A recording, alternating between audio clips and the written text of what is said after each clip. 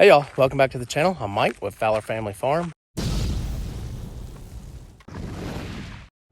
Wow y'all, it is hot. It's like, I don't know, probably 3:45-ish. Maybe, it may even be 4 right now, but I just checked. It's 100 degrees even, 100 even. And there's not a whole lot of wind today, so like there usually is a lot of wind. So it is just hot and even more hot. So I did a thing and I didn't video it because I just did it in a hurry because I needed to get it done before I went to work.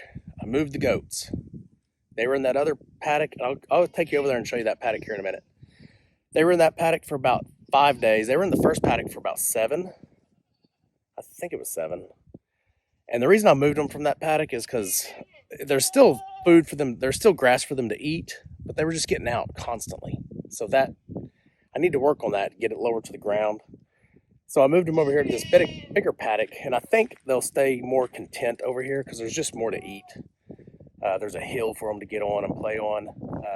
But let me turn you around and show you real quick. And I don't think any have gotten out, but I'll count them here in a minute. I do need to give them water, so they're just about, like they're very close. That blue one has a little bit of water and the black one has a little bit of water. But in 100-degree weather, it goes quick. The water just evaporates. Hey, you better be careful. She just touched it but didn't get shocked. Hi, Ginger. All right, let's give them some water first. Hello? Y'all don't like water, do you? They really don't, y'all. They don't like water at all.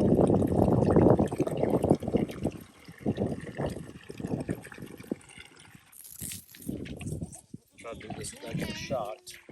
I'll put it through the wire.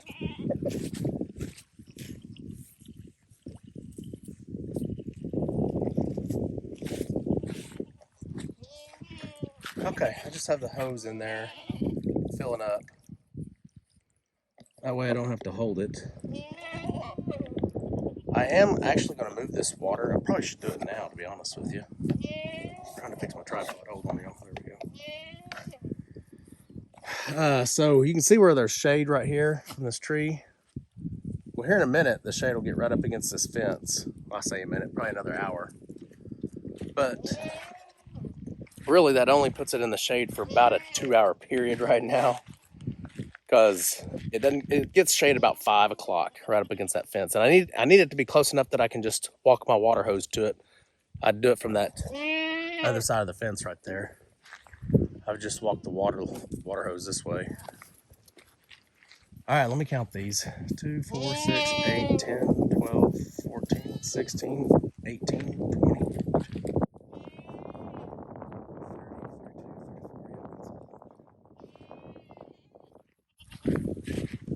Y'all look good. What are you smelling? Look at her with her lip turned up. You looking for a buck? I bet she's already looking for a buck, y'all.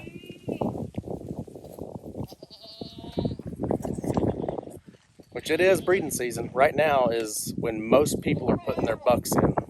Mid-July to like mid-September-ish is when most people do it. I'm going to stick to the same plan I had last year, October. I'll put them in October 1st. That will give me babies around March 1st. Is that right? October, November, December, January, February. Yes, May 1st. So somewhere after May 1st, I'll start getting babies, which is typically way better weather for us. Not that Kikos can't handle good cold weather, they can. I just hadn't have as good a success as I did last year with our babies. So I've had years where a cold front will come in like -12 for like 2 days, and I lose babies. I really do. And I don't want to take that chance.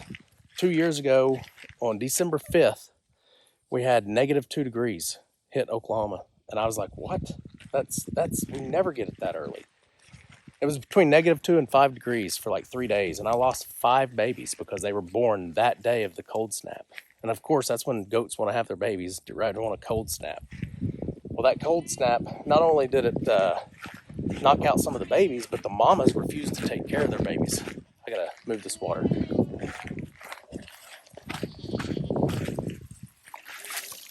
It's overflowing. I'll get back to that story here in a minute.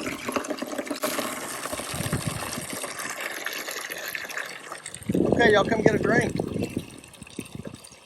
You know, in a video about, I don't know, probably 20 videos back, I said I'd never see my goats drink. Well, they're obviously drinking because these things were full this morning. They're empty now. Obviously, some of it evaporates from the heat. Okay, y'all, they have plenty of water now. Tanya also called me, so I had to stop and take a call real quick. So back to that story, Goat 101 for you guys. I'm just giving you my personal opinion, what kind of success or unsuccessful times I've had with goats. I had a great time last year. Now I did lose a few goats, you know, because we had a worm load. That wasn't due to weather. That was due to me not moving them quick enough or soon enough. And once I didn't notice that they were wormy at all. And then when I did, it was too late. I mean, it's like one day makes a difference, and a few hours can make a difference when it comes to these worms. They're over there getting a drink. So I did lose 5 goats this year. I lost, y'all don't see Cinnamon and y'all don't see Crybaby. That's the 2 adults I lost. And then I lost 3 babies. It was very unfortunate. I had a very wormy season. I'm 100% certain it was due to the goats not being moved off of their pasture that they had been on too long. That's why I designed these 3 paddocks over here. I'll probably add this right here as a 4th paddock. I'll just bring an electric line from this post somewhere over here. And then same here, I'll just add another line and they'll be able to use this. I don't want to keep them on the same ground for more than 21 days at a time. And I want to keep them off of that ground for 21 days at a time. So whatever ground they just left, I don't want them on that ground for another 21 days due to just parasite loads. Oh, back to the freeze. I forgot I was going to finish that story. December 5th, 2 years ago, I did lose a lot of babies.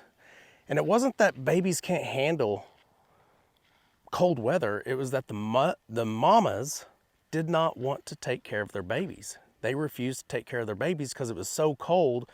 They knew that the babies eating on them was going to pull nutrients from them. They didn't have that they didn't have that desire to go eat because they were too busy shivering and being cold. They didn't want to get out of the lean-to, and they didn't get out of the lean-to for like 5 days.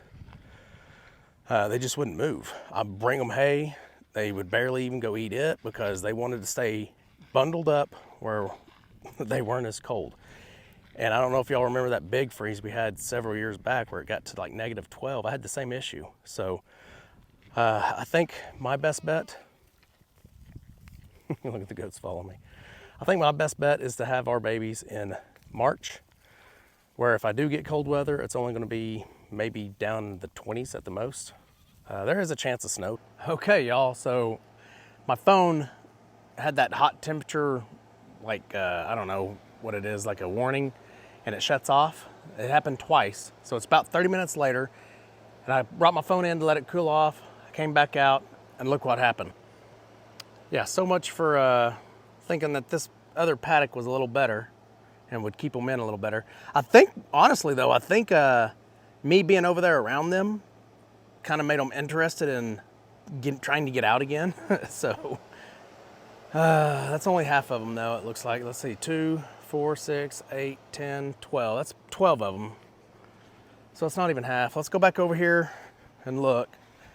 I get these goats in really easy. It's not that big of a deal. I just hate having them over at my mom's house because she tries to grow. My mom tries to grow plants and stuff, and the goats go down there and eat them. So I try to keep them in as best I can. They'll make it down there to her place. They always do. So the other goats are crying now, so I can hear them crying. I tell you what, man, it's always something. These goats will keep you busy, I promise you that. So before I came back out and saw the goats, I ended over here in this corner. I don't really remember what I was talking about. I know I was talking about the weather and 5 degrees down to -12, things like that. And really, I think if you're trying to raise goats, or if you are raising goats, I think you personally have the best knowledge about your area, about your farm, about your conditions. And not all farms are the same.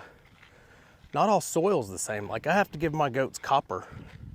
A lot of people don't have to give copper. Their soil, their ground is sufficient enough for copper. You may have a better paddock system and can rotate your goats better. I took down a lot of fence. Honestly, I wish I wouldn't have taken a lot of that fence down. Even though it was just barbed wire, it does help keep the goats somewhat contained. Just your farm, your conditions can dictate kind of how your season goes and when you need to have breeding season for your goats. So I am going to do breeding season in October like I did last year. So we won't have babies until March. So typically about the time a lot of people are weaning their goats is when we're going to start having goats. It's not the best timing, because honestly, March and April, maybe May, probably April and May are your best times to sell goats. Well, I can't really sell a goat in April or May when it still needs its mama. You know, it still needs to grow. So unfortunately for me, I'm going to do it one more time this year. I'm going to go one more time this year, the same as last year with the season, and hopefully it works out as good, and we'll see kind of what it produces. So I told y'all I'd bring you over here. You can see that this grass is still tall. There's still stuff for them to eat here. It's kind of deadish. It's not real green. That over there still has some green in it. They're eating over there fine. I don't know why the goats got out. Obviously, it's always greener on the other side of the fence. But we'll deal with it. But I'll just kind of walk around and show you this paddock. They were over here, I think it was 5 or 6 days. I'll have to go back and look. Golly, these cracks are just... And you got to be careful where you put your fence, because you don't really want your goat stepping in that and hurting its foot.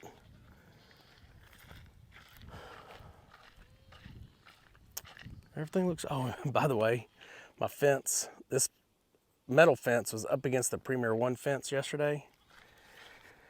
And I used a shovel to kind of get it off, and then I grabbed it with my hand, and it slipped, and I tried to grab it when it slipped out of my hand, and it hit the fence, and I grabbed it. Oh my gosh, I almost peed my pants. It hit me so hard. It is not fun touching this fence. That charger is so powerful. Tanya heard me yell, and she was literally at the house.